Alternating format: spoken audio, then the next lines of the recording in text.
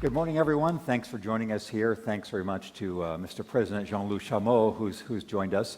This section of our discussion is supposed to talk about the ways in which talent from around the world is unleashed, given opportunities, combined, stimulated, inspired, and funded. And there's no better person, no more authoritative spokesman to tell us about that than Jean-Luc Chameau, who through his career, he originally from a small village in Normandy, right? And a Stanford PhD, dean at Georgia Tech, president of Caltech, and in recent years, the second president of the King Abdullah University of Science and Technology in Saudi Arabia, KAUST. And in Mr. Chameau's career come together all the themes we like to touch on, of the way universities can sustain themselves in the long run, the way they can give opportunity to students from around the world, the way in which they can confront the largest challenges that humanity confronts in the biosciences and the natural sciences and all the rest. So thank you for telling us about some of your experience. If you could, please, I think, how many people in this audience know about KAUST, the King Abdullah University?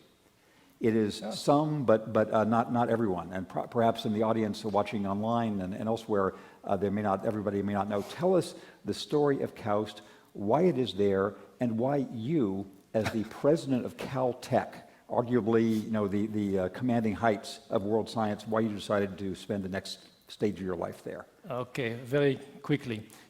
KAUST came out of the vision of the late King Abdullah of Saudi Arabia. He appointed a committee of mostly people from the US academicians to give him advice. And in 2006, they told him, you should build something like Caltech. So it is modeled after Caltech. Relatively small in size, at steady state 220 or so professors, maybe 1,600 students, researchers, focused heavily on science and technology, research-driven. And he also agreed to provide an endowment to support it. So the idea is that to provide long-term resources to the scientists coming to join us, which means what we tell people, if you want to come to us, we expect you to aim high. We're going to support you as long as needed. Very attractive for scientists. Another characteristic was to make it a very international environment. Among our staff, faculty, students, we have more than 80 countries represented.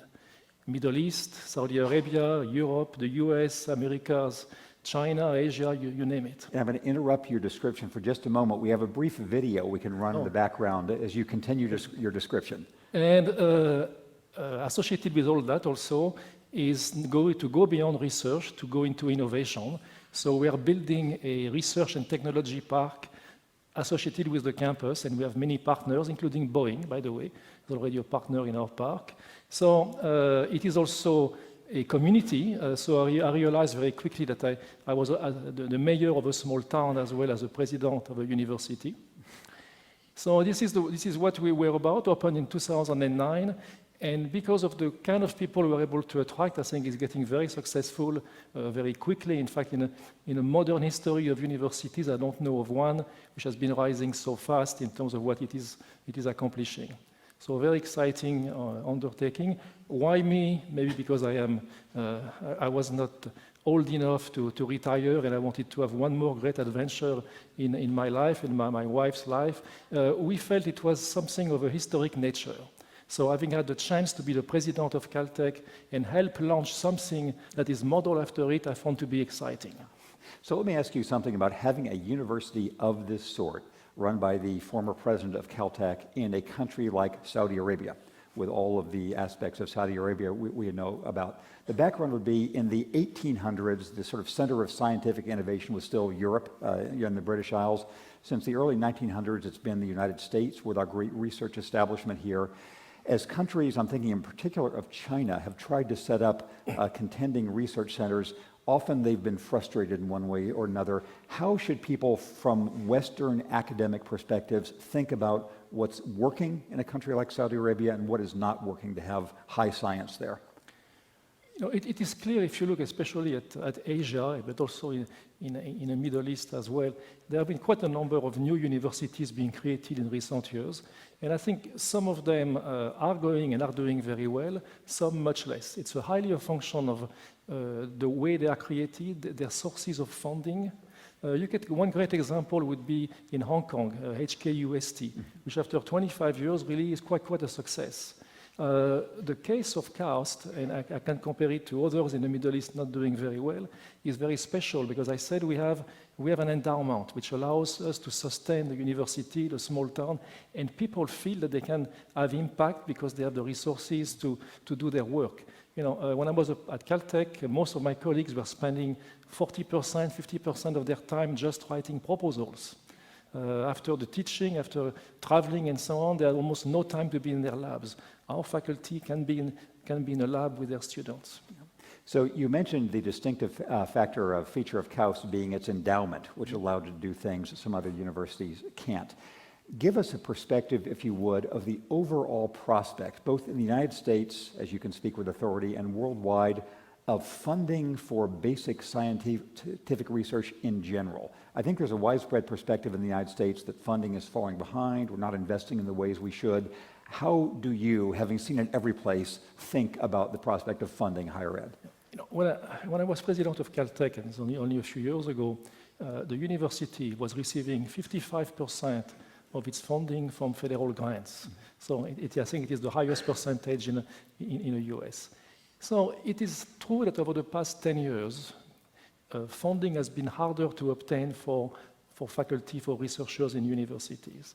However, I was at the time at Caltech, even now, still optimistic that if you look at organizations like NASA, we had the deputy director earlier, the National Science Foundation, NIH, and others, there is in place in this country a strong, long-term, lasting support for science. Even sometimes budget get reduced, but they go back up. So there is still a very healthy support for science. However, it is extremely competitive, and what is missing is usually very new things, is to get into new areas. In fact, my job before at Caltech was really to find money from alumni, from other people, to get people to start new things where there is no source of funding existing within the system. But I remain confident that the US will remain the leading country in the world for years to come, even under more difficult conditions. But there is still a need for strong support. I have a question about global opportunity. You were not born in the United States. I assume in this audience there are people who also were not born in the United States. So it is part of America's distinctiveness, including notably in education. We've been able to provide an opportunity for people from around the world. During the years I lived in China, I'd often come across people in remote villages or big cities whose dream was to get to Carnegie Mellon or to University of Illinois or any place where they could have a real opportunity. As you survey the opportunities for people worldwide, is it becoming a more equal playing field? Are people, institutions like KAUST, does it mean that a larger share of the world's talent now has a chance? Yeah. I truly believe so, and in fact there is some very interesting data published by UNESCO on those issues, and looking at the flow of young people, of students every year, and you can see that there's been a change the past 10 years or so, where there are flows in many more directions than before, from let's say Asia to Europe, Asia to America, and the reverse, and so I think there is an increase for you now. You have 5 or 6 million young people every year now moving around different parts of the world, and we are seeing it also among more established researchers, faculty. People are moving to different countries much more than they were in the past. Sometimes for a number of years, they go back, they go to different places. So I think it is a much more fluid situation, and talent, people tend to go where they believe they can have the most impact. And it varies as a function of their discipline, of their field, and what they want to accomplish. Yeah. So as you see written in front of us, the theme of this conference is what's next. There's been a theory arising, especially in economic field over the last decade, that world innovation is hitting a kind of plateau, that the big discoveries of the last 100 years have been made and we're flattening out now. How do you feel about that contention in general, and what are you personally excited about in the what's next research area? No, I'm always very skeptical when people predict the future like that and looking at a long time frame. We had looking at NASA and talking about exoplanet, and there is a big what's next there. So that's one of many examples. What I think is sometimes we forget that the current technology that we are using to make new things happening are based on discoveries made 50 years before. So there is always new things coming up that will change the world. This morning I was thinking about the GPS. GPS didn't happen over the past 30 or 40 years. It happened before. It started, the first idea was two engineers who wanted to look at the radio transmission of Sputnik. And because of that, they say, we were able to find where Sputnik is. And then people got the idea, maybe you can do the reverse. And that's a very early, so people look at, they're curious, they look at things and you discover. So I think if we support, let's call it big science or curiosity, there are things that will happen in the future that we cannot predict now. And so this is an unfair question. It's like asking which of your children you like best. But if you were thinking of the biosciences in general, and material sciences, and energy technology, and space as different categories, in which do you wish you could most live for another 100 years to see what happens? I will give you a typical French answer. Yes and no. No, in fact, I don't look at it that way. I don't think disciplines now are being mixed. Yes. Okay. It is hard to know sometime where chemistry ends and biology starts and where physics is. So I look at it more in terms of needs. And I think we're going to see some major dramatic new technologies and activities in areas like water, the environment, food production, energy, transportation. There is lots about transportation, I'm sure, in this meeting. So I think those areas that you are going to see, I think, dramatic changes in the future because there needs to be met. It is something relatively new to me in terms of my career. At the university at KAUST, we have a very strong program to focus on plant science and food production. And we have assembled some of the best people in the world to try to actually produce food in harsh, arid, difficult environments, salty environment, and it's something I think the world needs to do over the next 50 years if we want to survive in this world, and doing it in a way without impacting too negatively there. So in this area, you're going to see some dramatic changes and many others. That's only one example. And so you personally, you've announced recently that you can see the end of your time at KAUST ahead in a year or two or whatever, and presumably you'll become a researcher again. What are you most excited about researching yourself personally? I think I'm a bit dated to become a researcher again. But my field was seismology, earthquake engineering. I was involved in the risk of large structures and complex structures. So I may do a little bit of that, but let me tell you more where I think I would spend my time if I could, and if it will not be the case. Something I find very interesting also nowadays is the ocean, marine science, and all the things we can do in that area to use the ocean more as a source of food, for instance, for the world, at the same time protecting it, planning for the changes that will take place over time, because we know there are significant changes taking place because of climate change and so on. If I were now going back to doing something, I will likely do something in marine science and trying to understand what is happening there. So it's often one of the benefits of being a reporter is there's a kind of intellectual arbitrage you can work in. You can find things that the general public doesn't know from people in a specialized field and then convey them. What do people not know about being a university president or running a university in Saudi Arabia that you think would surprise us? Let me try first in terms of Saudi Arabia. What I found to be the most difficult thing, in fact, and we all talk about diversity and how great diversity is, but when you actually have to exercise it with people from 80 different countries, it is much more complex than what you believe. I always use a very simple example. You take a great researcher from, let's say, the Max Planck Institute in Germany. You take a great researcher, I call it the dude from California, and you make them together in the same lab. I can tell you they are great people, but they have very different ways of doing things. and good things can happen, but it's very so I have learned that it is much more difficult to have an extremely diverse environment than I would have expected.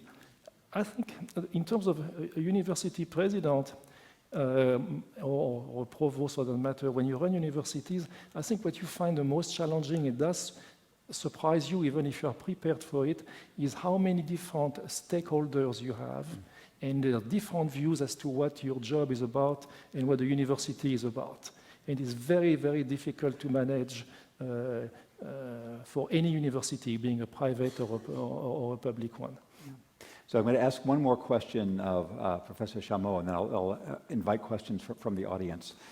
As you know, I mentioned earlier the academic theories in the world of economics that we're sort of running out of inventions. There's a parallel to that sort of in the natural sciences, which is that the forces of climate change in particular, population growth, pressure on the world environment, lead us to sort of a dystopian future rather than a new inventive future.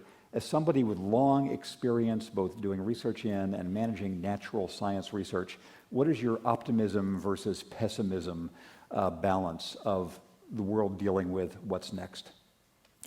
Well, I think as a university president, you have to be an optimist. So I tend to be on the more optimistic side.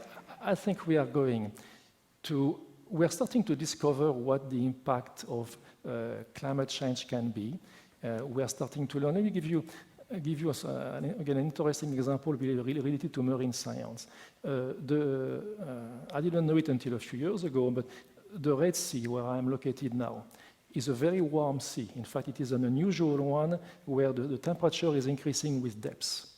Interestingly enough, it was not studied until the last 2 or 3 years, we are discovering that some species are doing quite well, including some coral reefs, which would be dying in other situations and are doing quite well there, including some fish populations. So currently we are discovering that it is possible to have an evolution of some species that do well in such an environment, which would be very well in terms of the temperature, the environment in which many oceans will be if some of the predictions made about global change take place.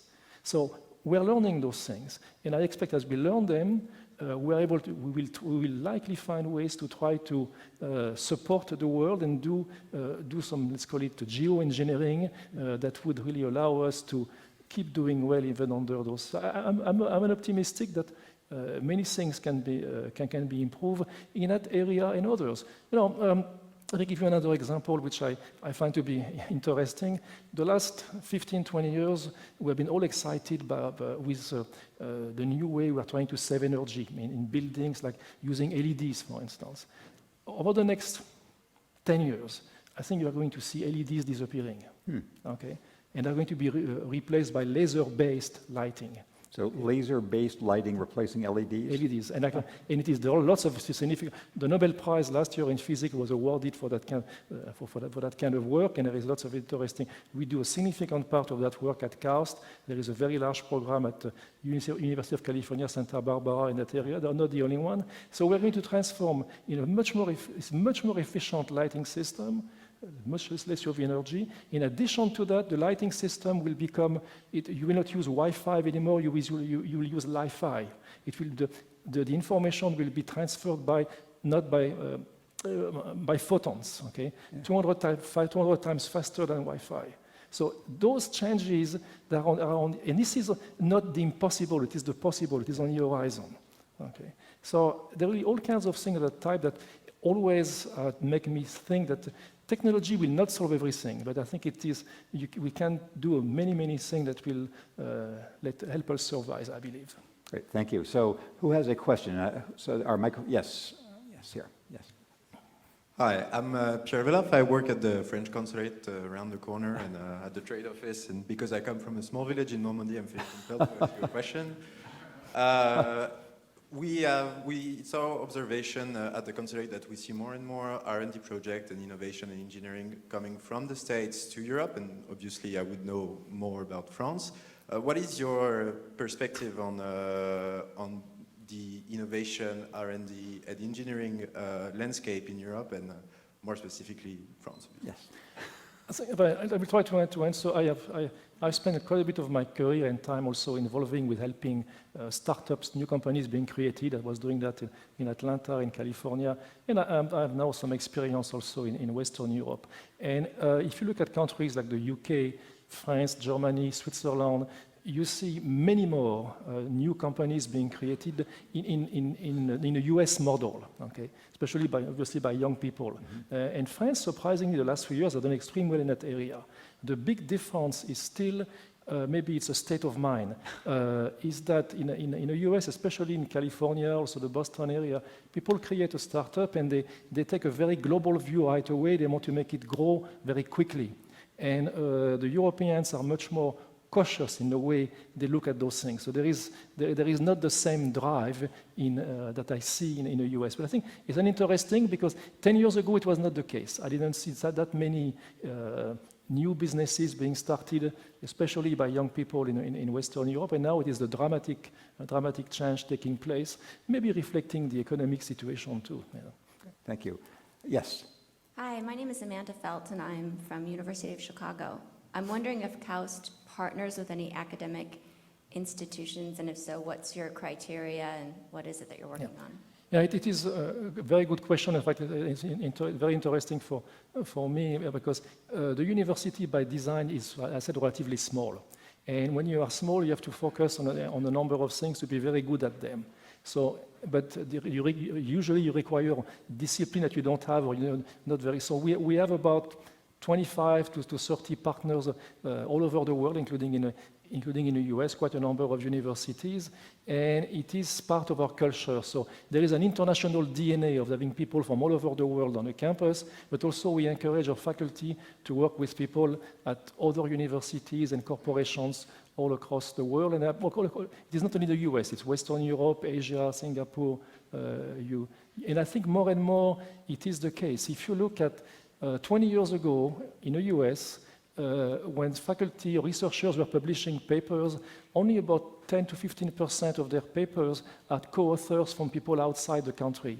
Nowadays, I think it is close to 50%. So it is happening worldwide that people are collaborating much more than they used to. And to ask a clarifying follow-up, are there any political constraints by being located in Saudi Arabia about the kind of partnerships you can form? Not for us, at least, and especially being science. In science, I think is a language that everybody can yes, speak or in the world. Should be. Should be at large in the world. So yes. A question over here. Yes. Yes. Go ahead. David Tiemeyer from Northwestern. We're actually one of the universities that enjoys a collaborative relationship with you. Having worked at at least two different academic institutions, and now overseeing these kinds of relationships, as opposed to the collaborative work that goes on between individual scientists, what do you see as the things that institutions, universities do well or don't do well to promote innovation between themselves? I think what I always encourage to create a relationship between two universities, first to base it on something that is already taking place at the grassroots level, to have something that to speak about. Our faculty will are already working together and built upon that. There are too many MOUs created which don't go anywhere. So I think the role of the leadership of the university is to encourage those relationships, to facilitate them, and to get out of the way as much as possible. Yes, over here. Hi, Dan Heiser with DePaul University. We've seen over the past several years the growth throughout the Middle East, in Doha and the Emirates, and obviously in Saudi Arabia. Those that have the capability to make the investment to try to build world-class universities. Obviously, there's another element in the Middle East that is rebelling against the introduction of Western culture. Just curious if you could comment on the conflict between those looking at the future and those reverting back to the past. And you have a full 45 seconds to deal with this. This is exactly why, at least I found it exciting to do what I'm doing now, is that you provide opportunities to to people. You provide opportunities for change. For me, it is some kind of a historic moment of doing that. And obviously, you know that it is not agreed upon by everybody. But if you don't do it, no change will take place. So I believe it is important to participate in it and try to encourage it. And that's why I think we have many people who are excited about being part of it. So there is never, life is not simple anywhere in the world. So for those, I assume most of the audience do speak French, but for those who don't, would you explain your family name and its significance in your current job? My last name is Chameau, and Chameau, so we are laughing already, Chameau means camel in English. So it was meant to be. Great. Please join me in thanking Professor Chameau.